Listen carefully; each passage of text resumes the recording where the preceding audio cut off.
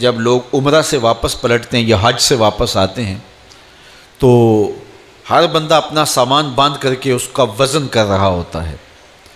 کیوں وزن کر رہے ہو؟ جی ایئرپورٹ پہ پریشانی نہ ہو جائے، جتنا وزن انہوں نے بتایا ہے کہیں اس سے زیادہ نہ ہو جائے اور وہاں مسئلہ نہ بن جائے، تو پہلے ہی اپنا وزن کر لیتے ہیں کہ وہاں پریشانی نہ ہو، اور اگر وہاں پریشانی ہو بھی جائے تو اس کے کئی حل بھی موجود ہیں، لیکن پھر بھی ہم کہتے ہیں کہ معمولی پریشانی سے بھی بچنے کے لیے اپنا وزن پہلے ہی ہوٹل میں وہاں کر لیتے ہیں کہ ایئرپورٹ پہ پریشانی نہ بنے۔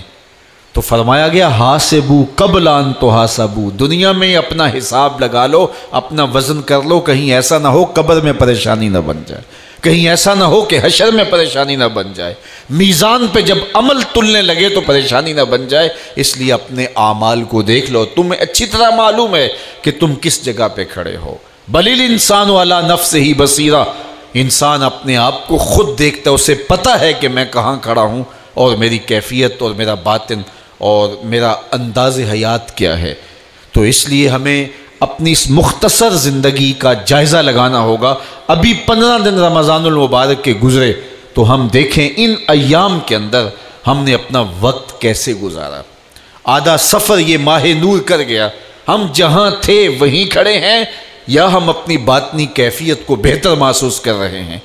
جس کے 2 دن برابر گزرے وہ ہلاکت میں ہے۔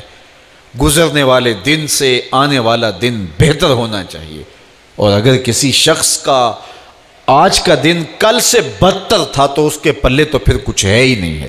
اس لیے میں اور آپ اپنا محاسبہ کر سکتے ہیں کہ ہم کہاں کھڑے ہیں۔ تو اب بھی ہمارے پاس موقع موجود ہے، بقیہ 14 دن ہمارے پاس موجود ہے۔ تو فرمایا اس شخص کی ناک خاک آلود ہو جس نے ماہ صیام رمضان المبارک کو پایا، اور رمضان المبارک کے اندر اس نے کثرت عبادت کے ذریعے اور محاسبہ نفس کے ذریعے اور دیگر ذرائع سے اپنی مغفرت نہ کروائی۔ چونکہ اللہ کے محبوب کا ایک اور فرمان ہے، ارشاد فرمایا من صام رمضان ایمانا و احتسابا غفر له ما تقدم من ذنبه، جس نے ماہ صیام کے روزے رکھے ایمان کی حالت میں اور محاسبہ نفس کے ساتھ، اللہ کے محبوب فرماتے ہیں اللہ اس کے پچھلے سارے گناہ معاف فرما دیتے ہیں۔ ہم کبھی حجامت کروانے جائیں تو اس کے بعد ہمیں پتہ چلتا ہے کہ ہم ہلکے ہلکے محسوس ہو رہے ہیں۔ 2-3 دن ہم سفر میں رہیں اور آ کے غسل کریں تو میل کچیل اترے تو پھر پتہ چلتا ہے اپنے آپ کو ہلکا ہلکا محسوس کر رہے ہوتے ہیں۔ تو گناہ دھل جائیں تو پھر روح کو کیسی سرشاری محسوس ہوتی ہے۔ میں اور آپ اپنے آپ کو دیکھ سکتے ہیں کہ کیا ان 15 دنوں کے گزرنے کے بعد ہماری کیفیت باطن کیا ہے، اور اگر ہم اس کو محسوس ہی نہیں کر سکتے تو پھر اس کا مطلب ہے ہم وہیں کے وہیں کھڑے ہیں۔ تو میں اور آپ دیکھیں کہ ہمیں ان 15 دنوں کے اندر حاصل کیا ہوا ہے، اور ہم اچھی طرح اپنے آپ سے آگاہ ہیں۔ ہم اپنے آپ کو کسی دھوکے میں نہ ڈالیں۔ وَلَوْ أَلْقَى مَعَاذِيرًا، بندہ خام خواہ کچھ معذرتیں کچھ چیزیں اپنے اوپر تراش کر کے اپنے آپ کو جھوٹی تسلی تو دے سکتا ہے، لیکن وہ اپنی حقیقت سے خود آشنا ہوتا ہے کہ میں کہاں کھڑا ہوں۔